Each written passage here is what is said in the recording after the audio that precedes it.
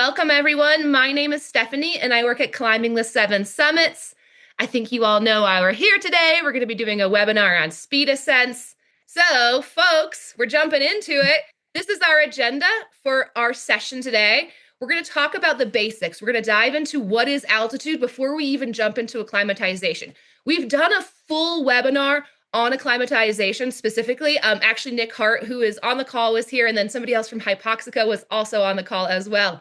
So if you really want to dive into acclimatization, that webinar is on our YouTube and is a fantastic place to go. Today, we're just going to do a little bit of kind of the information we delivered there about altitude and acclimatization, especially as it relates to their Speed Ascents and Speed Ascent programs here at CTSS. And then we're going to dive into acclimatization. What is a speed ascent? What does it mean by less time on the mountain? We'll take a look at the Hypoxico systems. We'll talk about considerations and expectations just to make sure you know what you're getting yourself into. And then we'll wrap things up actually looking at Climbing the Seven Summits Speed Ascent programs, followed by question and answer. And then, of course, our contact details. Now, Speed Ascents, it's been a little bit trendy. It's been a little bit cool, but this is really, truly an expedition strategy. And that's what we're going to be talking about. You've probably all encountered this at some point in your climbing career, that there's a balance between your goals, your work, your family, your time away from home, your PTO. Sometimes that traditional expedition timeline doesn't always fit in with your schedule or what you have going on in your life. We totally get it. And the reality is that Speed Ascents kind of helps solve this potential problem if it works for you. And so today we're going to be learning about how Speed Ascents actually work, when and if they make sense, when they potentially don't make sense. And the whole theme of today is not about a shortcut or a guarantee or some really cool new shiny thing. It's about finding the preparations, the systems, and potentially the program that really works for you and your timeline and the goals and objectives you want to accomplish. We don't skip out on the actual acclimatization, the whole physiological process that your body has to go through. None of that is skipped out. And with the Speed Ascent, it's just shifted. So that's a little primer. That's a little sneak peek at where we're going today. To walk through this all properly, we really wanted to bring other perspectives to the conversation. Speed Ascent sits at the kind of intersection between, of course, the expedition and the logistics of it, the hypoxic systems you're going to use, and then the human physiology that all of our bodies go through as we move up in altitude. So that's why we brought together this trio of amazing humans. We, of course, have CTSS founder Mike Hamill on the line. He's led more Speed Ascents than I probably can count. We also have Nick Hart from the Altitude Center, who actually coaches all of our Speed Ascent climbers. Hey, Nick. He is going to guide us through a lot of the physiology. He has some wonderful science, some wonderful data, some wonderful stats. And then we also have Brian Oestrike with us from Hypoxico. He's the CEO there. Hey, Brian. He's going to, of course, talk about the systems, the actual Hypoxico systems that we use with our climber, that Nick uses with his climbers as well, that he's working with his athletes. So these guys are awesome. Mike, can you go ahead and give us a little introduction? Tell us a little bit more about your experience with Speed Ascents. Sure, yeah. As Stephanie mentioned, I'm one of the owners at Climbing the Seven Summits. I've spent the last, 26, 28 years guiding high altitude peaks.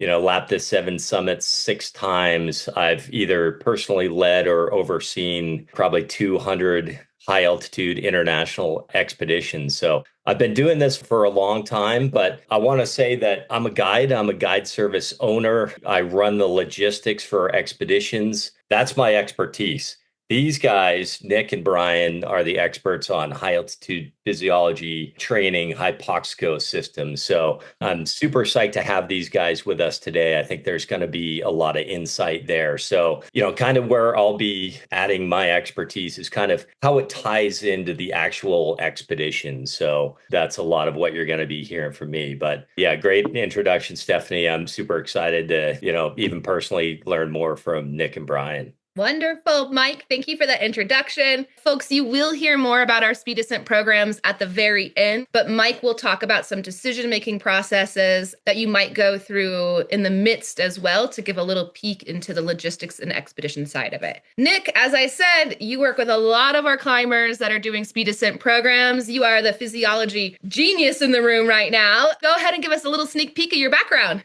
Yes, thank you. Yeah, I'm Nick. I'm one of the senior performance specialists at the Altitude Centre in London. And yeah, I'm lucky enough to work with a lot of our high altitude climbers, getting them ready for pretty much any climb on Earth. Like Mike, I've been doing this a while, not quite as long as Mike, no offense. But over the last couple of years, I've worked on about 158,000 meter summits and been lucky enough to work on some of the most groundbreaking climbs that Speed Ascents have offered in the last few years. I wouldn't go as far as saying an expert, but I've got a reasonable idea about what it takes to climb big mountains, and hopefully I can answer a few questions today. Lovely. Thank you, Nick. All right. And then we have Brian, who is joining us. Brian is the CEO at Hypoxico, folks. So the equipment that you're going to be interfacing with if you do a speed ascent, this is the guy that runs the company. Brian, go ahead. Tell us more about your background. Yeah, thanks, Stephanie, Mike, Nick. Yeah, it's great to be here today. I've been with Hypoxico for 17-ish years now. And I've been fortunate enough to kind of start out as a climber, just like all of you, sort of just trying to see what this can do, see if you use this equipment properly, what can it do to your expedition, whether that's a fast climb, a safer climb, or kind of any combination between. So excited to share a little of my experience climbing, but also just introduce everybody to the equipment, kind of protocols and ways to kind of get started in this. So it might be able to help your expeditions. Lovely. Perfect. So folks, we have a real powerhouse today. I'm excited. So with no further ado, let's go ahead and jump into our first slide. As we mentioned, we really did want to start with the basics. We want everyone to come up to the same page or just remember and retouch base with the basic concepts of altitude here. So altitude is the problem we're looking at. We want to pose this question right now since altitude is the foundation that shapes our speed ascents. So what is altitude? That's kind of the fundamental point of mountaineering. It's why we love the sport, but it's also what makes it hard. Essentially, what altitude is a change in the barometric pressure in the air that we're breathing when we go to the mountains and when we go high, which ultimately leads to a reduction in the amount of oxygen in the air that you're breathing. So the air particles, and there's a nice diagram coming up in a second, basically spread out a little bit more. So with every breath that you're taking in, there's a little bit less oxygen going into the body with each one of those. And then obviously the higher you go, the more spread out the air is, the lower the amount of oxygen that you're taking in again becomes. And it becomes that little bit of a cycle, basically. So a little bit of an overview as the physiology of what happens when we go to the mountains.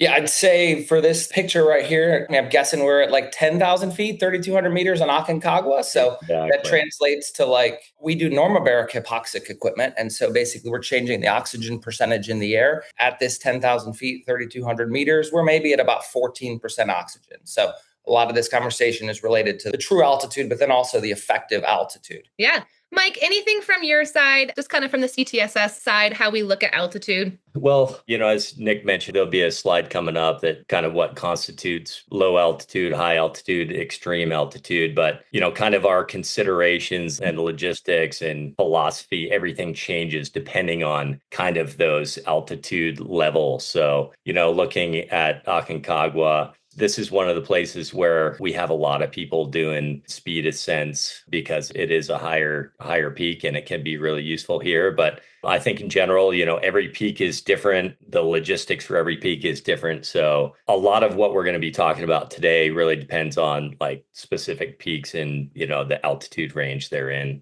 Yeah, and you're going to hear this resounding kind of from us over and over throughout this webinar. Each peak is going to be different. We're going to talk about speed ascents generally today, about how acclimatization works in your body as you move up the mountain. But we will say over and over again that each time you sign up for a speed ascent, it's going to be an individualized program for you.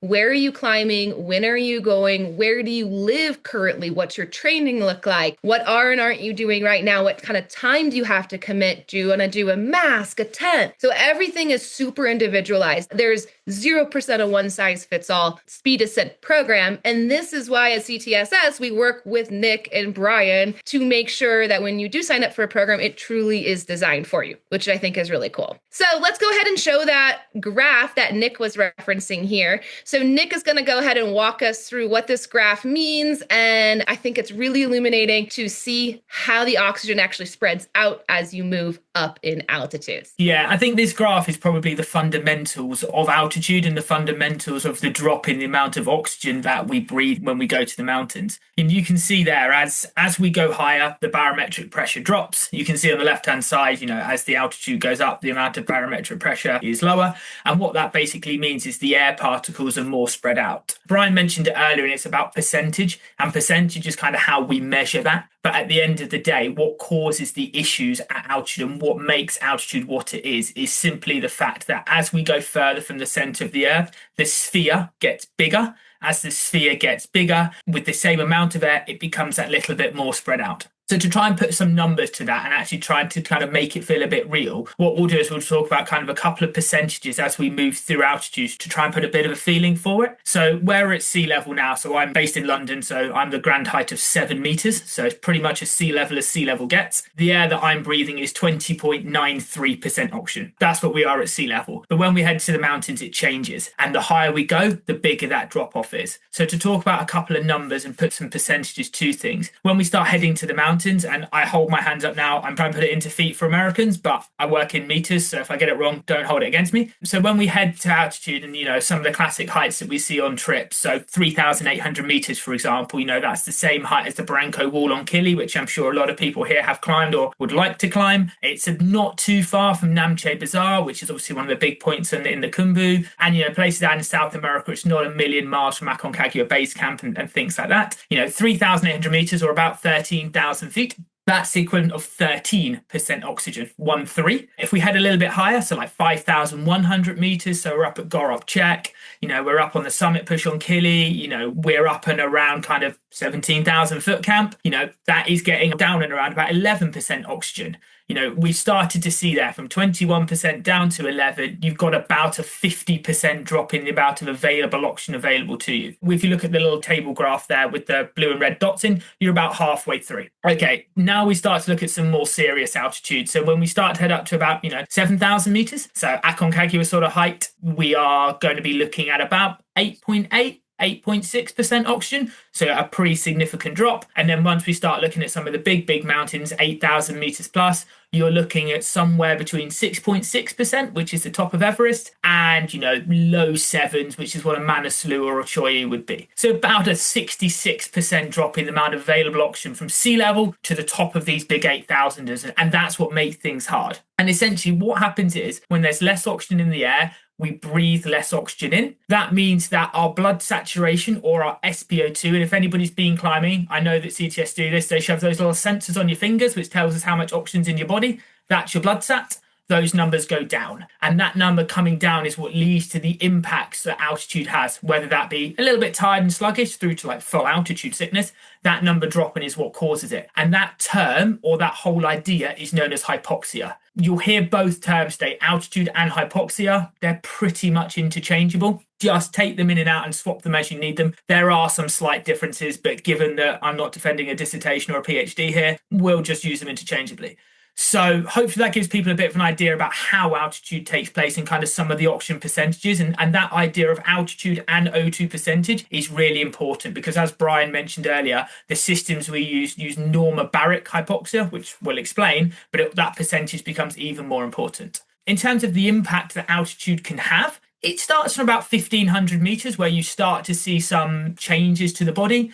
Altitude sickness is pretty rare, if non-existent at this height, but you do start to see heart rate increases, blood pressure rises, increase in ventilatory threshold, so you breathe faster, you breathe more deeply, and as most people know here, you probably need a wee a little bit more. The higher you go, obviously the bigger those responses become, so whatever happens at 1,500 meters is going to be an awful lot more severe or have a much bigger impact at 5,000 meters, which again will be even more impacted at 7,000 meters. And essentially what altitude does, or when we go to altitude, it stimulates changes in our body. When you're at altitude, you put your body in a stressful situation. The body doesn't really like being under stress, and therefore it makes adaptations to deal with that stress better. That can range from red blood cell count, through to respiratory changes, through to muscular adaptations. But that whole idea of making changes to deal with the stimulus better is known as acclimatization. And that is essentially what takes place in the human body when you expose it to a low altitude environment, is over time, it deals with that environment better by making very small changes day on day or even hour by hour to become more and more accustomed to that space, basically. But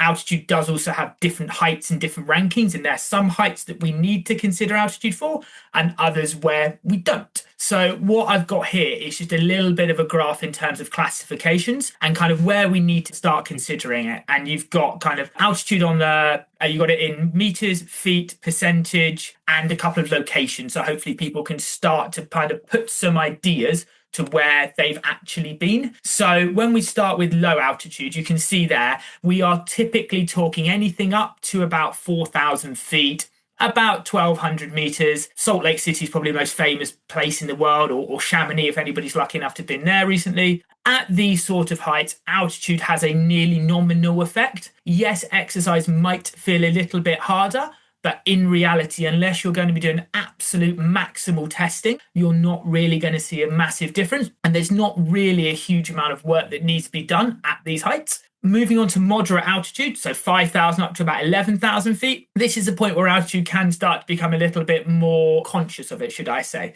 You know, there's some quite famous locations in there, Flagstaff, Leadville, Cusco, Aspen, things like that. And this is a point where the human body will start to make some changes. Some people will start to suffer altitude sickness at these points. If you are particularly susceptible to AMS, then it may start to show its head here. But equally, you are going to start to see both chronic and acute adaptations. And you're crossing over from a sporting perspective. You know, Flagship in particular is a very, very famous high altitude camp in the States. It's been used for numerous Olympic cycles through to mountaineering. This is the point where altitude training, pre-acclimatization all start to become talked about. They might not be used, but they start to come talked about. We then move on to high altitude, which is 12,000 to 15,000 feet. This is a point where altitude sickness again starts to become more prevalent. People start to see the acute and chronic impacts of altitude. Expeditions tend to become a little bit longer because the body needs even more time, and time is key for adaptation. And then finally, we hit extreme altitude. This is classed as anything from 16 to 26,000 feet. It's quite a big range, but essentially this is the point where human life can't really be sustained.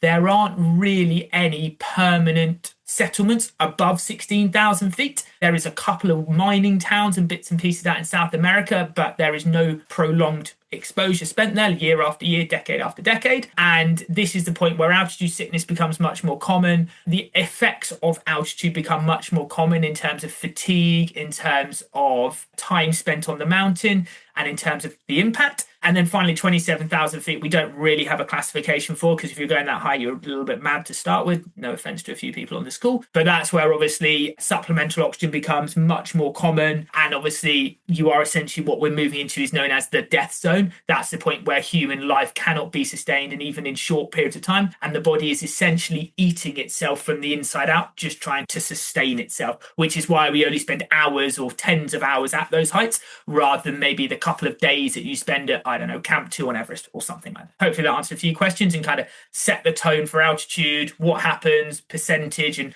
kind of put everything together. Yeah, Nick, the classifications I know proved to be really helpful, and just the understanding of it. So folks, we've done this altitude kind of primer. What is it? How does it work? What are the classifications? You're probably seeing places on here that you've been and you felt the effects of altitude. So now we're going to talk about how the actual body responds to going up in altitude. Nick gave us a little clue, of course, in the first graph we saw, red blood cells. There are physiological changes, but now we're actually going to look into what those physiological changes are and how they're impacting you and how we work through them.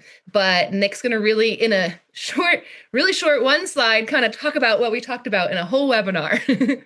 Let's jump into it. Yeah, I'm going to try and summarize my entire job in a single slide here. So let's give it a go. So essentially, when you go to altitude, a couple of different things can take place. And what I tried to do is break this down into three things. So what does my body do? Why do we need to do it? And what are the effects of high altitude on the body? So when you go to altitude, you will have adaptations take place to deal with that altitude better. And these are both acute and chronic. So for those that don't know, acute means short term, chronic means long term. So some of the acute adaptations, and these will take place in hours or the first couple of days of being at altitude, are things like an increasing breathing rate, increasing breathing depth.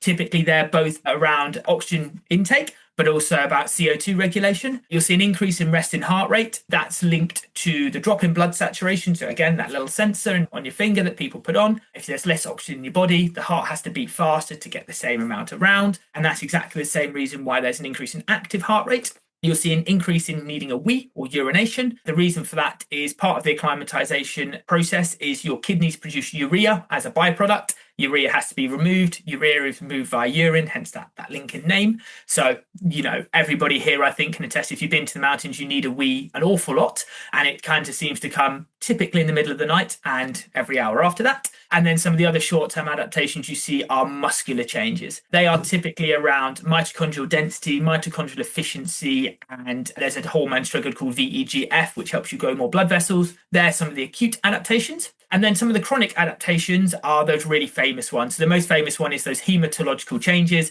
That's a fancy way of saying your blood changes and you increase the number of red blood cells. I think it's really important just to touch on this and say when people go to altitude, the first thing they think of is I grow more red blood cells, which is completely true. And you do that, but it does take time. And it typically takes hundreds of hours to stimulate that adaptation. So for those doing your Kili trips or even those doing some very fast rapid ascents, you typically won't actually see a massive change in somebody's red blood cell count. And your whole ability to acclimatize or deal with the altitude actually comes from those acute adaptations rather than those chronic adaptations. So it's just to try to think about things in both short term and long term and try to understand what's happening to our body and why. Why do we need to acclimatize? And there's two main reasons for this. Number one is to increase oxygen uptake in the body or cope with the lack of oxygen in the air better. That's kind of interchangeable. And that is to stop altitude sickness. Because at the end of the day, that is going to be your determining factor for the majority of people, whether you summit or not.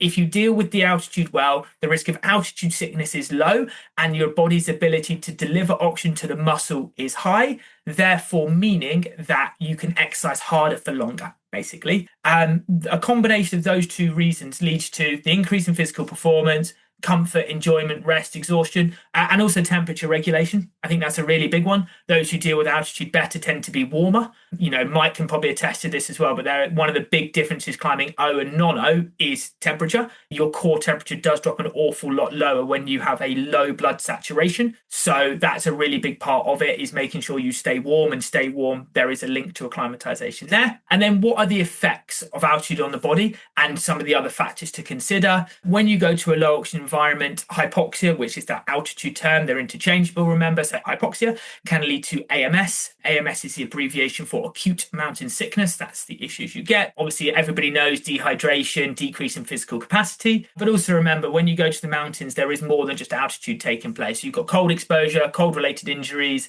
a decrease in immune health and immune system. I know that's something Brian's going to touch on later, and actually one of the big pros of rapid ascent, but also sunburn and snow blindness. Like I've lost count actually and how many people have summited, had no issues, but forgot to put goggles on, forgot to put glasses on, and suddenly have issues when they come home with sunburnt retinas or things like that. So the last one is completely avoidable, but just remember to take your proper glasses and wear them.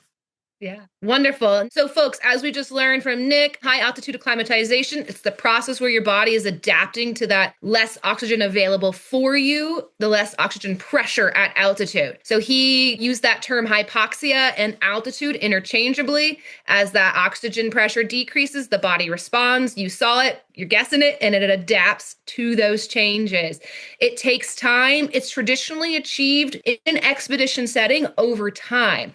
You climb high, you sleep low, you take your time. These expedition timelines are 2 weeks long. There's rest days, things like that. Proper acclimatization is essential for all climbers, regardless of who you are. We're going to jump into a little bit of CTSS expedition logistics and kind of protocols around Speed Ascents and our Speed Ascent programs because they're built on these principles of acclimatization at altitude. So we actually shorten expedition timelines by shifting the acclimatization process a bit, and that approach can reduce the amount of time you are at those extreme or high altitudes, which may improve your overall trip, your safety, how you feel, things like that. Mike's going to be jumping into all that right now. So we just want to get you a good look at exactly what is a speed ascent and what does less time on the mountain really mean.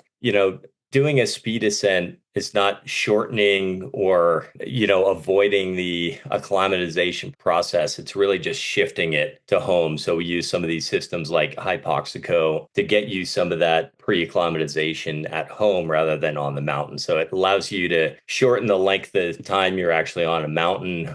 Time pressures for a lot of people, whether it's work or family or whatever it may be, sometimes dictates that they can't get away for 2 months on Mount Everest or something like that. Or maybe someone's done the trek to Everest Base Camp before, so they want to expedite that process. So it's really just shifting the pre-acclimatization to your home environment where you can do other things like work and be with your family and spend less time on the mountain. So, it's working with Nick and Brian with the Hypoxico systems to structure that. And, I think everyone adapts differently, really needs to be customized per person and your, what's going on in home and your physiology and all that. So it's not like a one size fits all solution. So it really needs to be customized to you. I think everyone adapts differently to it, but essentially it's just a way to shift some of that pre-acclimatization to your home environment to shorten the amount of time on the mountain. And from our standpoint, we've worked with a lot of climbers over the years doing these speed ascents. So, we have very defined logistics for different peaks, whether it's Everest, Aconcagua, Manaslu, and every peak is different, as I kind of alluded to earlier. So, working with a guide service that is familiar with this, experienced at working with these climbers. And, I'll say 15, 20 years ago when this technology started coming out, I was very dubious, but having worked with so many climbers now that have done these speed ascents, we really haven't seen a difference in success. We've had incredible success using these Hypoxico systems and getting people to the summit of these peaks. So it's a technology that really does work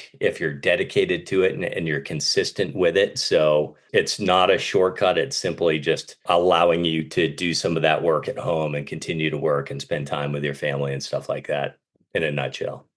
Yeah. So folks, you're seeing lots of info on the screen here. Mike is really just hammering home that this isn't a shortcut. You really do have to do things at home. And I think what it says here, it's structured time at home. It really is structured time, and you have to have that time to give to it, which is exactly why we have the next slide. This is sort of a demystifying slide, because once you hear less time on the mountain, you're like, ooh, I like that. But sometimes people come in with kind of maybe not quite the right notion of what does less time on the mountain actually mean. Yeah, I mean, I think a lot of people are looking for magic bullets or shortcuts these days, and this is not that. And I know the other guys will talk more about this as well. But again, it's just shifting the acclimatization time to your home environment. So, there's still a lot of time that's spent in this process. You have to be very dedicated to it. You need to be sleeping in the tent 8 hours a night or whatnot. It's a big commitment,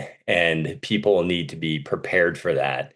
And I think, chatting with these guys last week when we were going through some of these slides, it's not all fun and games. These tents can be, somewhat noisy, humid in there, uncomfortable at times when you're starting to get to those higher altitudes. So just want people to know that this is a commitment. It's hard work to be dedicated to using these systems to pre-acclimatize. But if you're dedicated to it, you can spend that time at home and then really shorten the amount of time you're on the mountain, which has a lot of different advantages. Yeah, wonderful. So folks, as we continue to now get into the actual logistics of what these machines look like, what our programs look like, this is a decision-making process for you. If you work 80 hours a week, nothing against that. If you work 80 hours a week, are already barely getting in your training for an upcoming expedition, or that's what you've noticed in the past with past objectives. You really have to think about the time commitment because this is more at home. It's more on the front end. And you have to really go through that decision-making process. Is a traditional expedition timeline actually better for me because I can take that time off, I can really be away,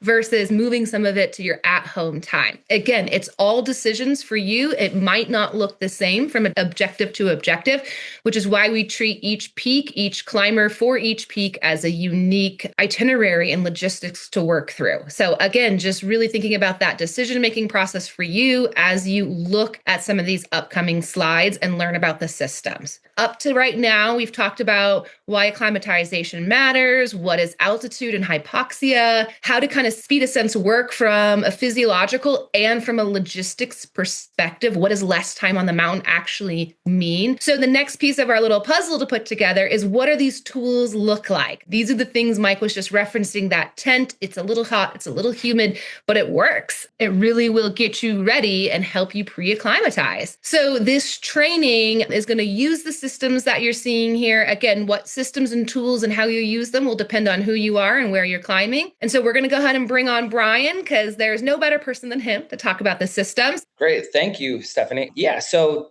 much of this conversation, I think we're going to have a ton of different overlap. I mean, I think just to start with, like, my experience, I like the word Mike just used a couple minutes ago about dubious of this stuff working. That's really my origin. I called Hypoxico in 2007. I had just climbed Everest the year before and learned about this equipment and was like, oh my gosh, if that works, I think I can climb Aconcagua in like just 2 days or 3 days. And I went on to do that before working for the company, because I was also extremely dubious, because after you've been up high and experienced altitude sickness, no matter how, significant that altitude sickness was, it's still sort of hard to believe. And we're all right to be cautious and careful with altitude. I think that the big takeaway is this equipment it's a tool. It's an additional tool. It's not a substitute for your normal training. And so our goal at Hypoxico is to kind of make that process and that tool as effective as possible. And that tool is kind of ever changing as our goals change. And so here you can see a couple of different altitude tents. Usually it's kind of okay with the significant other. So as long as you're not kind of crossing that sort of middle of the bed, usually it goes pretty well with the significant other. So that's especially the case with the king size bed. But we have that smaller tent basically can go to higher altitudes because it's a smaller volume. And as Mike just mentioned, one of the management sort of portions of the altitude training is making sure it works in your home. And so that small tent, actually, your body kind of pushes off less heat into a tent like the portable tent you can see there. So your heat is kind of radiating out into the tent. And as Nick said, your body's constantly adjusting. And so one of those sort of stressor indicators is your body temperature might be up a tiny bit. And so heat mitigation in the tent tends to be about the biggest challenge our clients face, besides just the sheer altitude itself. So most of our clients will sort of optimize their training experience if they're in the tent for longer. And that's, I'd say, 6 to 8 weeks. It's a pretty sort of vague sort of target. And that's because we all have different life habits. And, we could be getting 5 hours a night of sleep. You could be getting, 10 hours. You might have a cold like I've just come down with, in which case you shouldn't be sleeping in the tent. And so, what is that 6 to 8 weeks? It's really dependent on the objective and your lifestyle. If you're traveling a lot, then you might miss some nights. And so the message to sort of hammer home here that Nick just touched on is it is your cumulative exposure to the altitude. So that adaptation takes time. And, the more time you have, sort of the more security you have. If you are, getting sick or you're not responding as well to the altitude on that given sort of ramp up for that expedition, then you have a little more time to do that. I think this kind of community, we all understand, altitude sickness and the goal to like sort of do a rapid sort of climb. I think for Nick and I, for us at Hypoxico and the Altitude Center in the UK, most of our clients are actually endurance athletes that use our equipment for decades. And so we have a ton of Olympians and kind of mid-distance athletes and cyclists, sort of any type of athlete you can imagine, really, but at the very highest level. And so most of those clients are sleeping at an elevation that's extremely tolerable. It's a point where you're forcing all these physiological adaptations, but you're also sleeping really well. And so I think that that's one of the things, I'm not really mountaineering as much these days with young kids, but when I was living in Portland, Oregon, and sort of doing a lot of these fast climbs, I would always stay at 9,000 feet. And then if someone's like, hey, we're at this climb Rainier this weekend, I might bump it up those last few nights. I could easily switch it up to 13,000 feet, 3,800 meters. And I'm ready to go for Rainier in a day or Denali in a few days. And so the point I'm trying to hammer home here is it adds flexibility for whatever you're doing. Does this help with your anaerobic fitness? So absolutely, this is the more work you put in, the more upside you will see. It will absolutely, if you're someone that can tolerate really hard, high workouts, you're going to see a bigger upside. Our kind of experience through the years, just working with some of the very best athletes in the world, is these altitude workouts. If you're a Kilian, if you're someone that's actually winning a Pikes Peak marathon, you're also able to tolerate the hardest altitude workouts imaginable. And so those things kind of go hand in hand. The upside is there, but it is absolutely a long game. And the more time you put in, the more you'll get out of it. But again, with a big major disclaimer that if you need to take a night off, if you're seeing that your training isn't progressing, like maybe you are a little run down, this is just one more stimulus. Life stress, diet, and training habits, should all be considered as you're using our equipment. So not to overthink it, but most of the time, the best way to sort of optimize your sleep-based training with our equipment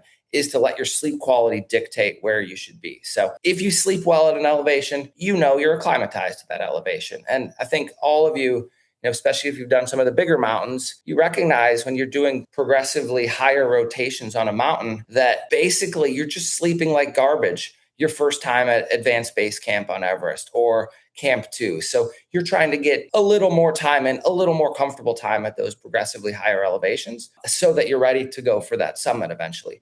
With our equipment, you don't have to suffer like that. Whereas logistics on a mountain, this is what Mike is, focused on 24/7 is how can we make that climb a little smoother, a little better?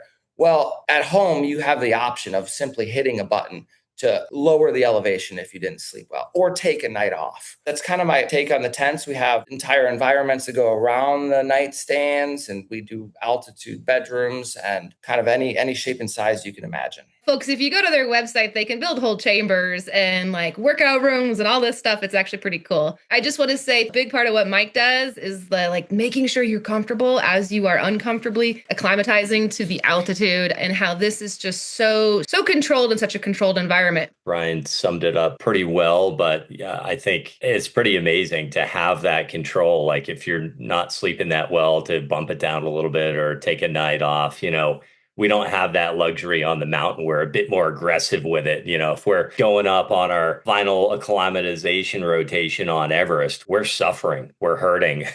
We're not sleeping that well. If you sleep at Camp 2, jump up to Camp 3 on the Lhotse face, you're really pushing your body. You're uncomfortable. So to be able to spend a lot of time in these systems prior to an expedition and really control that sleep quality is, it just works really well. And it's an amazing system to have at our disposal for people that are looking to do these speed ascents.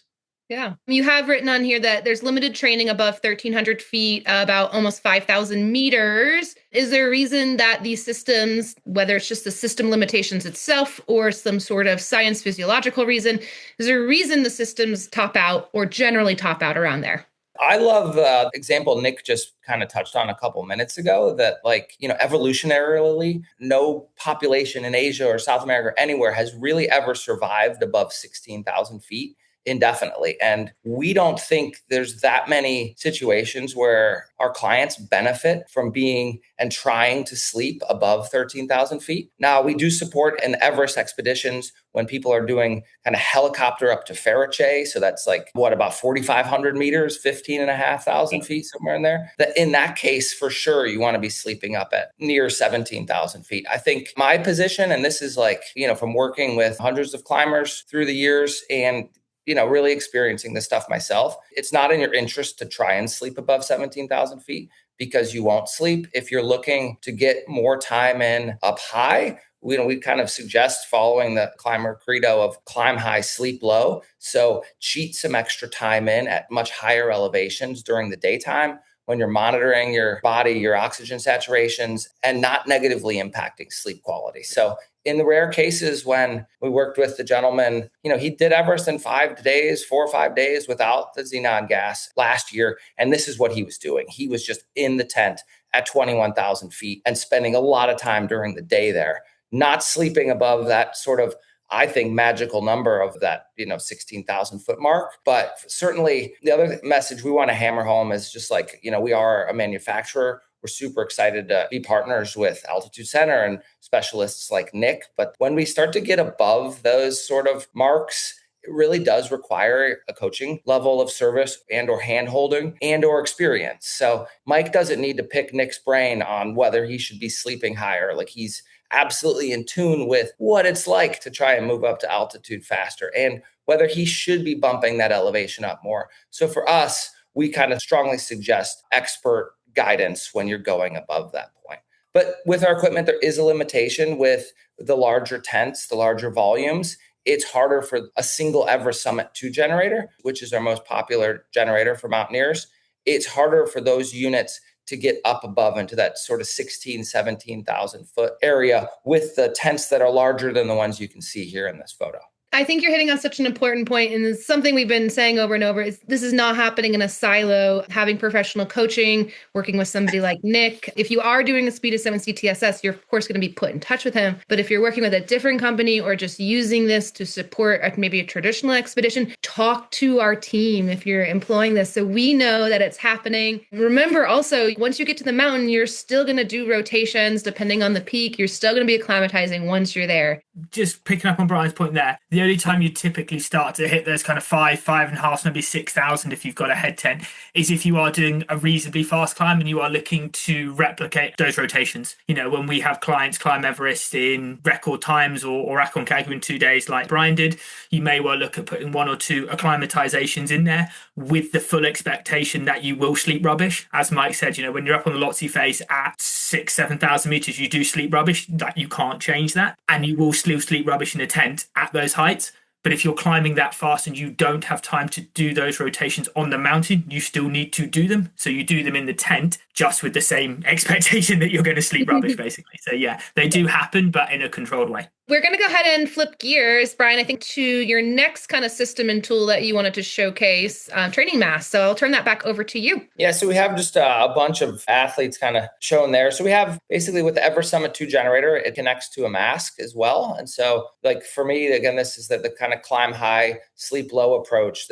If you can avoid negatively impacting your sleep quality, you always want to do that. And that's for sort of any athlete. Now, as a mountaineer, we sort of make that trade-off. We might just choose to suffer in the tent.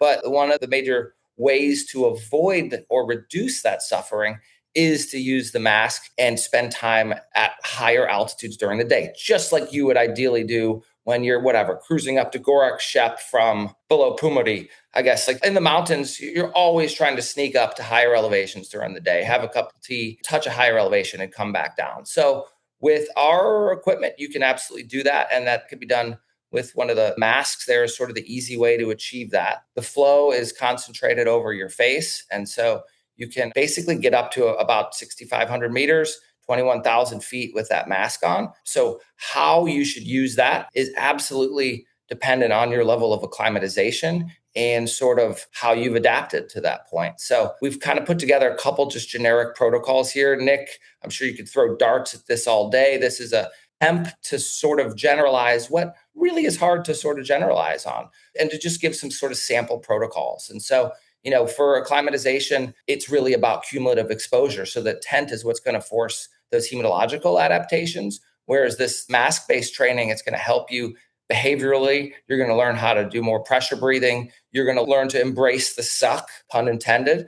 And so you're going to learn that you're going to be moving a lot slower. You're going to have to build a little tolerance with yourself that, yeah, these workouts are hard. You are going to move slower. You are not breaking a PR on the treadmill when you're at 12, 13,000 feet. And so that top sort of protocol, the idea there is that you increase your total exposure, and that's with increased frequency and or increased duration and or increased session length and or increased altitude. And so this tool with the mask is always going to change based on your upcoming expedition, whatever that looks like.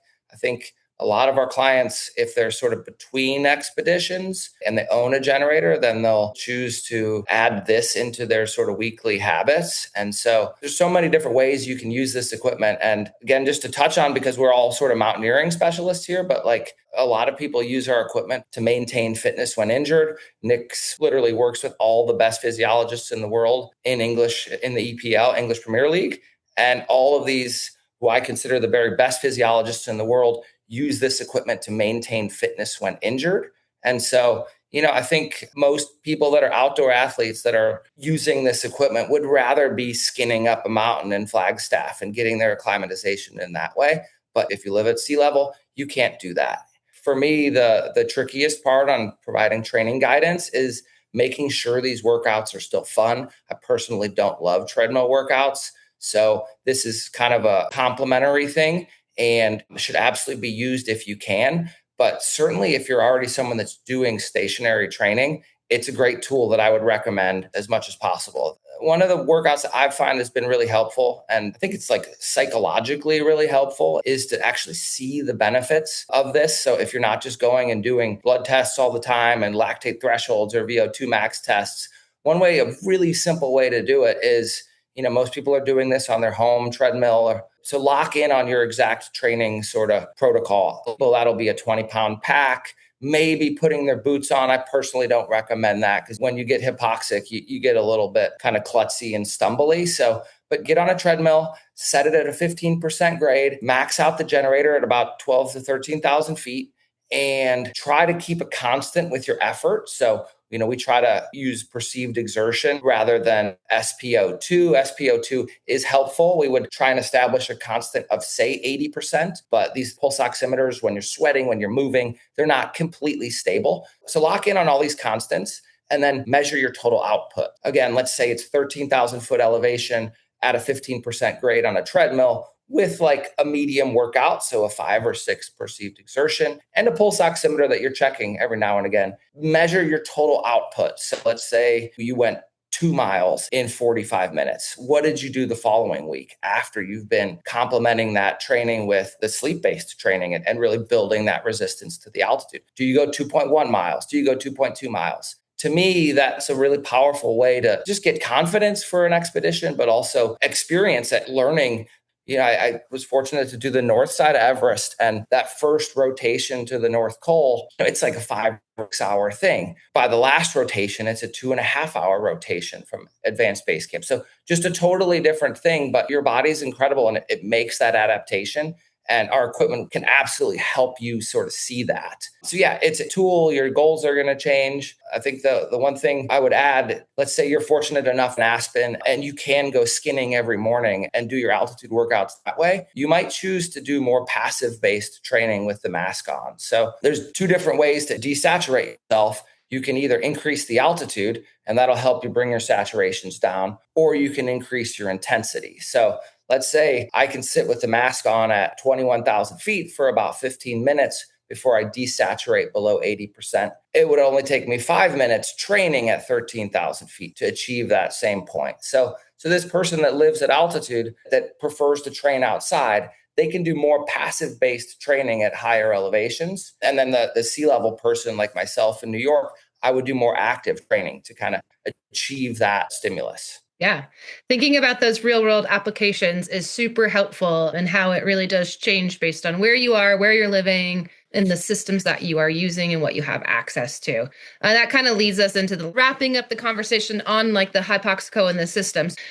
These are just some helpful tips that Brian put together when we're thinking about this in the real world. Yeah, so just like at true altitude, you want to stay extra hydrated. You will end up going to the bathroom a little more, hopefully just once a night. Again, that's also, as Nick was saying, dependent on how high you are, how much of a stressor it is. But most of the annoyances with our equipment are a result of us all being type A people and increasing the altitude too quickly and or not kind of following the basic obvious stuff. I think with our equipment, because you're at home, you're maybe less disciplined with your habits than you would be on an expedition, where when you're on an expedition, you're focused on that and not, also work and all of these other daily kind of interruptions. And so I think the biggest challenge with our altitude tents are managing the heat. And so normally that translates to keeping your bedroom a little bit cooler than you normally would, and or bringing a small fan into the tent, especially in the summer months. One other thing we haven't touched on was if your partner's also sleeping in the altitude tent, we recommend a second generator if you're going above 13,000 feet. This is basically a flow rate sort of consideration. But if you are sleeping with a partner in the tent, you want to acclimatize at the same rate, at the rate that the less acclimatized person is doing. That also goes for animals. Everybody who regularly get asked, like, can my dog come in? Can my cat come in? It's just like, yes, but they're also producing heat and maybe sleeping a little bit lighter. And so keep that in mind for your own sleep quality. And so, yeah, acclimatize at the rate at which the person who's not acclimatizing as fast is doing. So, it tends to be that most people get to about 9,000 feet, 2,800 meters in about a week. It's not a race, but, maybe that ends up being 8 or 9 days for someone that's not doing as well. So, but more and more, there's just so much incredible wearable tech out there. I think it's helpful. I think HRV, any of this data that can indicate how stressed you are is going to be a helpful kind of clue. But we strongly suggest you kind of go off of feel as much as any of this wearable tech. Use your common sense and don't try to sleep or go higher than your body is telling you to do so. The other one is, if you're consuming more than 2 adult beverages a night, then definitely recommend not sleeping in the tent. I think that's a common one. So there's a little bit of a lifestyle change there that, if you are indulging, maybe consider taking a night out or taking it much lighter. So yeah, what would you add to that, Nick? Not a huge amount, to be honest. Yeah, it's just about kind of living within your body. But yeah, essentially, just from a data perspective, I think that's the best way that you can analyze how your body's dealing with it. I won't go into individual people's data too much, but kind of looking at some of the CTSS climbers last year, I know, Mike, you'll chat about the 30 and 40 days in a second. They do differ ever so slightly. We typically had the majority of people spending, the last couple of weeks up and around kind of 12 to 14,000 feet, depending on how fast or how high they were climbing. And, we typically were looking for blood saturation somewhere around the 85 to 90% mark, typically good hydration, good sleep quality, controllable HRV, a drop in resting heart rate. So it is just about listening to your body, using tech and going by feel is sometimes the best way. And then the data underpins that basically. Yeah, what I love about that is the tech portion. It's something that I think, that data being shared with Mike or whoever, at CTS, it gives confidence that you are ready, especially if you're taking that helicopter to Farache. I feel like that's where, if you're walking up, it's a different kind of consideration. I think when you're taking that helicopter, it's that extra level of detail is critical. So if I could jump in here, this question was about the relationship between Diamox and sort of pre-acclimatization training. If someone is planning to take Diamox on the mountain, is that something they should think about during pre-acclimatization or just leave it to the mountain? Do they even interact on the mountain? Is that a good thing to consider? Yeah, it's a difficult one, that. Without me to sound really silly, it's case-by-case basis because, yes, Diamox is going to change the rate of acclimatization and it is going to cause adaptations to the body. I've done it where we've done rotations on Diamox, we've done rotations on Diamox. If somebody's looking at taking more of a chronic use of Diamox through their whole trip, we will start that maybe when they're still in their tent. Without meaning to sound a bit silly, it does kind of depend on the person, how they respond to Diamox. Diamox does have a few side effects, so weighing up the impacts of those compared to what it's going to do on sleep quality. It's 6 of one, half a dozen of another. I've seen and had success both ways, so I don't think there's a right and wrong way to do it. I just think it's the way that suits you and what your plan is. I know you're going to hear that a lot today. I'm really sorry. But when it comes to climbing fast, it is kind of how you respond and what you need to do.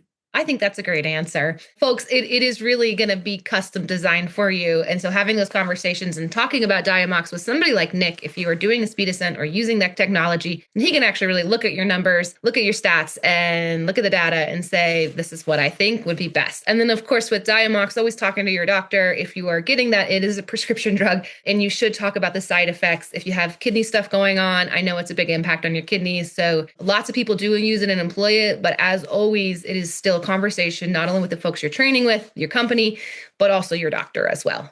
Yeah, I would say that an American doctor would say, yes, you should take it. And the European doctor would say, you don't need to. So. Yeah. Isn't that fun? Fun. That's a great question. And then Tim asked a very specific question about a low SpO2 while acclimatizing. Is that a bad thing? Is it neutral? Yeah, check your monitors working and you've got a clean reception first and foremost. Like, 69% is reasonably low, so I'd expect you to feel a little bit rubbish. Have a look at what was the lead up to that, how it happened. It might have been a misreading. So like the blood saturation sensor might not have been picking up completely cleanly. If it is sitting that low, even if you're feeling okay, that is an awful lot of stress to put through the body. That might be a sign to ease back for a few nights. We spoke about flexibility and then build again later on. We have time on our side, particularly if people are climbing in spring. We don't need to be flat out right now. Like taking 1 or 2 nights easy, I think of the long term, with athletes who always say don't train through an injury. This is reasonably similar, follows that idea. The body's tired, it's showing you it's tired, take a rest and then go again. Yeah. And in fact, I just actually went to the doctor because I had bronchitis and they did my SpO2 there and the machine was working. It was live, it was on, but it ran like 69%. I was like, oh my gosh, what's going on? It was the batteries. The batteries were just low. So it wasn't that it wasn't working. The battery was just low. So they redid it. Everything was fine. That does happen.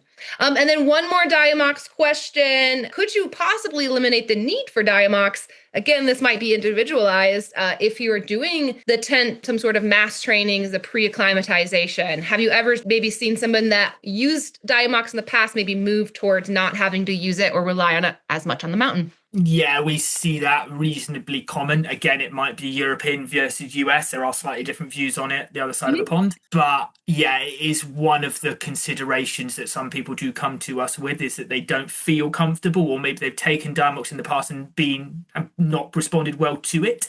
Yep. They then look for alternatives. But again, I would never be as cut and dry and saying, I'm going to this and I'm not going to do that. Like, never shoot yourself in the foot like that. Have every tool available to you, particularly if you're climbing big mountains. But that idea is more and more common, particularly in Europe. That idea, like maybe not taking pharmaceuticals, but using pre-acclimatization has become a bigger tool in the last few years, I would say. I would add on the pulse ox that if you check any of the devices, their accuracy levels kind of fall off the cliff below 80%. So even if you have like the best ones, like a Nonin, like it's plus or minus 2% above 80%. But then when they get below that, there's a much greater margin for error. Cold fingers and movement. And that's kind of where my last slide, I'm saying use it as a clue. Absolutely listen to your doctor and be cautious and conservative, but like don't let it completely dictate everything. I feel like that can happen. Yeah. So I went ahead and pushed forward to this kind of last slide. Again, we're really trying to demystify some maybe outdated notions or some ideas that float around here. Guys, anything else looking at this slide that you want to add in here? Yeah, I think the big one is what we've seen is like our equipment will get paired with expeditions a lot, and cutting that short gives you less flexibility. So if you're between 4 and 5 week, well, like look at your whole schedule, consider if you're traveling at all in that time. And so those things all factor. If you have little kids and you're constantly sick, then, maybe have a little more time, but just be realistic with that. Consult with your doctor beforehand. I mean, I think anybody going on these expeditions is a pretty high likelihood of being healthy, but heart conditions are sort of when you shouldn't go to altitude, and pregnant women. And then also just like getting your ferritin count checked is kind of obvious one that Nick's colleague, Richard, has been recommending since 2005. So awesome. Yeah. Nick, anything else to add in here? Just know what you get yourself in for. Like, if you want to climb fast, there are no shortcuts. Like, it's hard, it's tough. You're not cutting corners. It's the most common issue I come across working with athletes is they have this idea of, I want to climb Everest in 30 days. Fantastic. But then don't want to do any pre-acclimatization or can't really adhere to it because of work, travel, because of family, because they just don't want to. If you're not going to do the work, you're not going to have the success on the mountain. Like, it pretty much is that simple. So just bear that in mind, basically. If you want to go fast, make sure that it suits you and your lifestyle. I know, Mike, you drilled that in earlier, but it has to work. Otherwise, just climb standard. Simple as that. Managing expectations is so important here, folks. They've said it, but if you're inconsistent, if you can't meet the baseline of the program, it might not work like it's supposed to. And so those things that determine outcomes is being consistent, having a full plan, making sure you're communicating that you're actually taking time to recover, you're not going too high too fast, all that good stuff. So one thing I do want to mention as we flip over towards our programs, we've alluded to this already and said it multiple times. Nick actually works with all of our Speed Ascent climbers. He's the coach that's going to work with you through your training protocol and how to use the systems that Brian and his team are supplying. I think this is actually something really unique about climbing the 7 summits. We do not offer coaching like this in-house. Other companies do. We see the value in working with an expert like Nick. As you already have seen, he has the data, he has the number, he is a physiologist at a senior level. And so we would be behooved to work with anyone else or to do this in-house because he is the expert. So let's talk through some of our speed ascent programs. We've learned about the systems. We've learned about, of course, acclimatization and altitude. But now we're going to be driving into actually how we take our climbers through the pre-acclimatization and then get them onto the mountain and what that looks like. Yeah, I think it's really important. We've talked about this before, just go through it again. It needs to make sense. And there are a lot of people, maybe you're retired, you have the time, you're looking for camaraderie and the full expedition experience, and it may not make sense, but it just seems like more and more people have other time constraints. There's no way they're going to get 2 months away to climb Mount Everest, or, they have young kids, and again, getting away for 2 months just isn't feasible. So there are a lot of people that this really makes sense for. Obviously, we've kind of mentioned this already, but the pre-acclimatization needs to be done consistently, and you need to be committed to that. So it's not like, hey, I'm going to sleep in the tent a couple days, going on a work trip. I'm not going to bring my system with me, or I got a vacation with my family, so I'm going to be gone out of the tent for quite a while. Like, you need to be dedicated to this and make sure you have an environment where you can make it happen. You're going to be at home focused on this for, 6-8 weeks in the lead up to the expedition, I think is really important.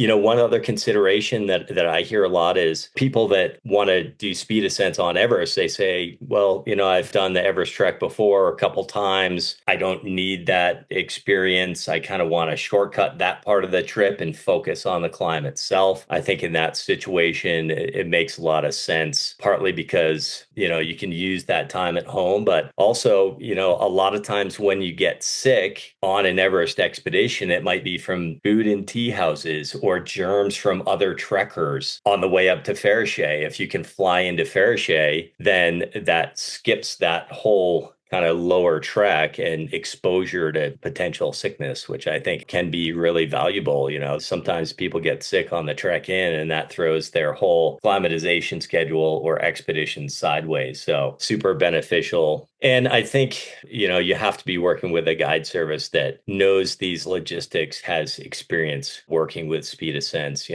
As I mentioned, we've worked with a lot of clients, Everest, Manaslu, Cho Oyu, Aconcagua doing speed ascent. So we've got these logistics pretty dialed. You want to make sure that whoever you're climbing with has experience with this and is not going to tell you to just fly into base camp where you'll be flying in too high and you have the potential for getting sick, something like that. So making sure the guide service has experience and knows what they're doing. There are lots of times when it might not make sense. If you have family vacation before going on expedition, or if you can't commit to spending a lot of time in the tent or using the mask, we've had situations where some of our climbers that were doing the Hypoxico, just the way they are, they only sleep 4 hours a night. And if you're only getting 4 hours a night in the tent, you're going to have to do a longer period of time in the tent, or you're just not going to be getting the results that you need. So might not be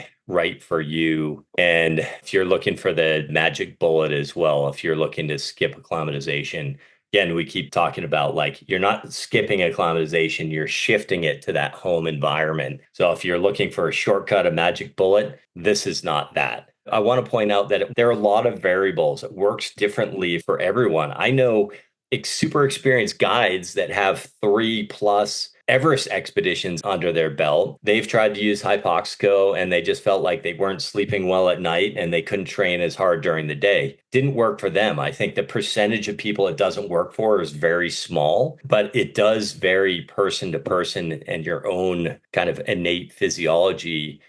Because there are so many variables here, you need to have some flexibility. So, 2 people might fly into Fariche on a speed ascent, and maybe they spent different amounts of time in the tent, or their body just responds differently. I think you need to make sure you have flexibility there. There are companies out there that advertise a 20-day speed ascent, which is great, but I think you still want to make sure you have the contingencies in your schedule for bad weather, a storm that rolls through, or your body just not responding as well as someone else's or you think it might to these systems. So having a bit of flexibility and contingency there, I think is very important. Yeah. Once you're actually on the mountain, the acclimatization continues. Everyone's going to be at a different place, even if they are all 30-day speed ascenders or all 40-day speed ascenders. What has happened in that pre-acclimatization varies, and that's normal. Once you're on the mountain, it's going to be dialed in for you by the team, by the quality guides, the amazing guides we have up there.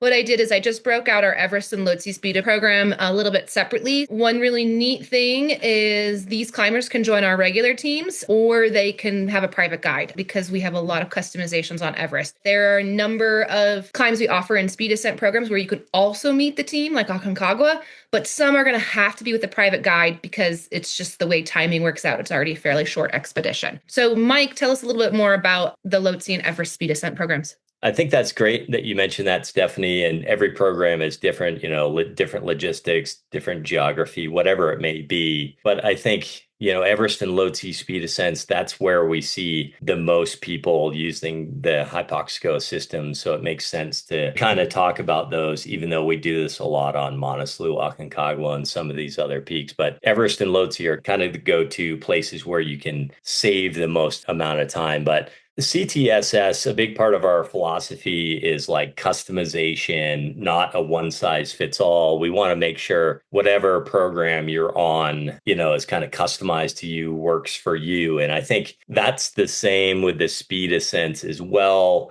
There's a lot of variability. Everyone responds differently. But, with our speed ascents, you can do a 30-day, you can do a 40-day. We can customize it to a shorter timeline as well. It allows you to tie into whichever program you're part of. If you're part of our internationally guided team climb, you can do a speed ascent tie in with them. If you're doing a one-to-one Nepali guided, if you're doing a one-to-one internationally guided, it doesn't change the program you're on. No matter which program it is, you can still do the speed ascent and tie that in with your Everest expedition. So, that's just a bit about our philosophy. And typically the expeditions will converge at base camp. So whether you're doing a 30-day or a 40-day, the timeline is set up so that you kind of meet the rest of your team at base camp. And then you're kind of on a more natural progression above base camp, kind of 17,500 feet. One thing I always recommend, especially people looking at doing speed ascents on Everest and Lhotse using the Hypoxico, is like test it out on less consequential objectives before the big game. I mean, Everest is a big game, hugely committing. You're committing a lot of time, money, energy, resources to it. So just making sure these systems work for you and your body ahead of time is super important. So maybe you do an Aconcagua climb a couple months before Everest,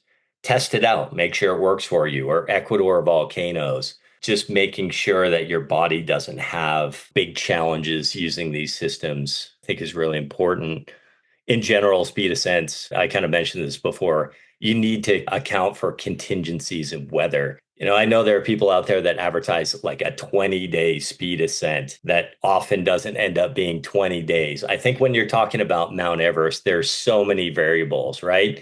An avalanche can come down, take out the route, and it takes several days to rebuild the route. Or, a storm rolls in out of the Bay of Bengal and shuts down climbing for a week, or your body just isn't responding as well as you think. So I think just people keeping in mind that always plan for contingencies and weather. And if you're planning on a 20-day speed ascent, hopefully it's 20 days. If everything goes perfectly, it may be, but hey, maybe a storm rolls in and shuts down the mountain for a week and you end up at 30 days. It's just something to keep in mind, when you're dealing with these mountain environments, they're very fluid and can change. And then just one more note there. We typically offer 30 and 40-day speed ascents because we found that works really well and does give our climbers a lot of contingency for, say, Mount Everest. We've had people that have gotten sick before. You fly into Fairshea, you trek up, and maybe you get a bug in a tea house before you hit base camp or something.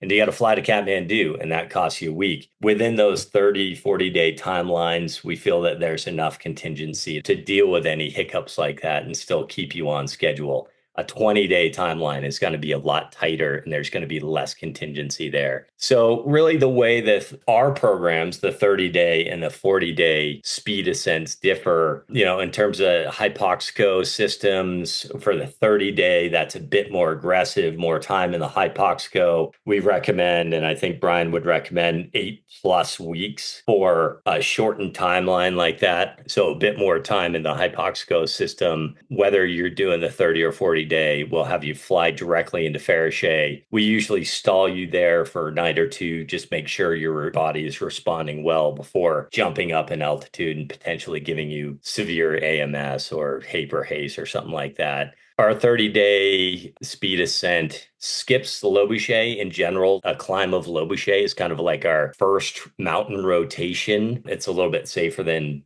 going through the icefall multiple times. So on a 40-day, we'll have you climb Lhotse on your way into base camp. A 30-day would skip that. You just head straight into base camp, do one rotation, and then go for the summit. Whereas the 40-day, you're still doing 2 rotations and then before going for the summit. So that's a little bit about how the 30-day and 40-day differ.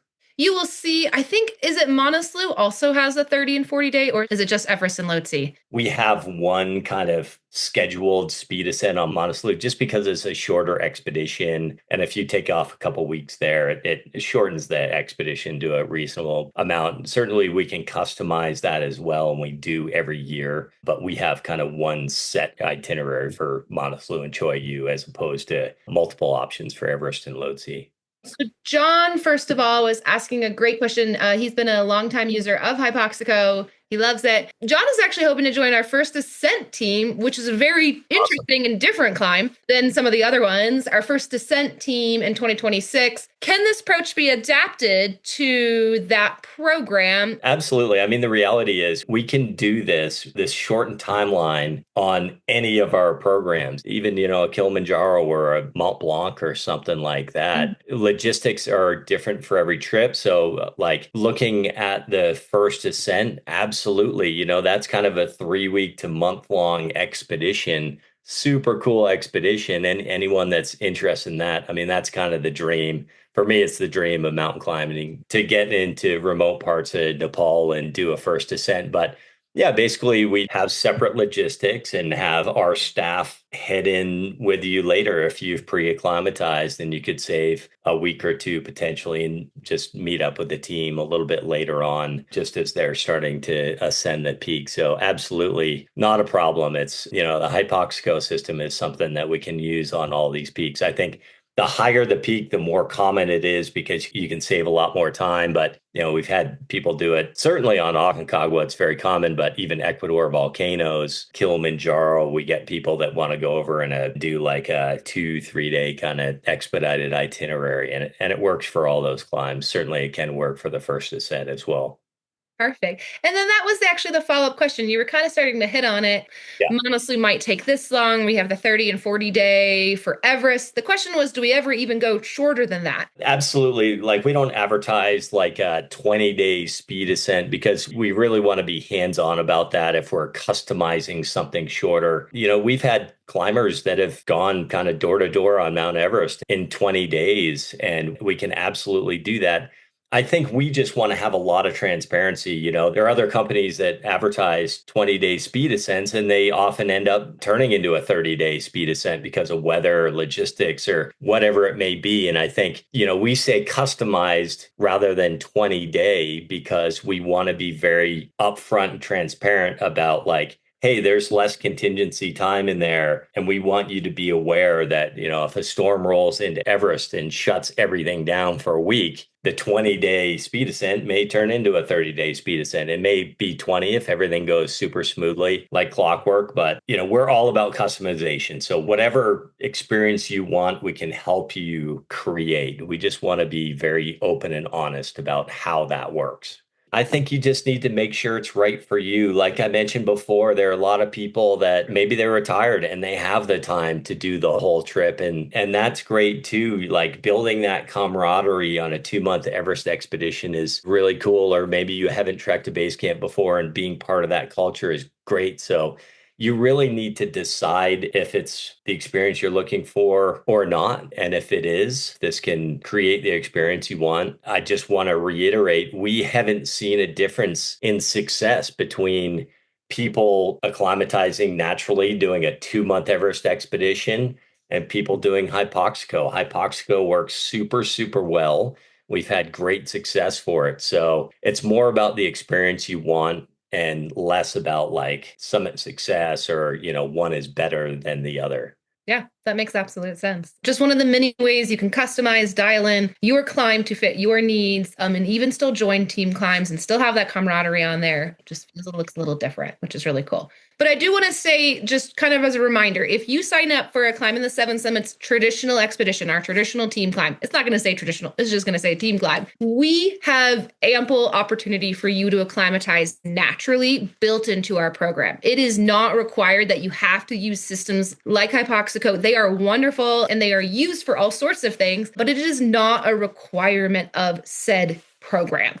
But some people want to use potentially Hypoxico systems and they're doing a traditional team climb. Mike, what advice would you give to those climbers who are going on a traditional team climb with traditional acclimatization, who are using Hypoxico systems at home? Who should they talk to? Who should they tell? What should they look out for? Anything like that? Yeah, I think being upfront with us about that is really good. So we know what you're doing.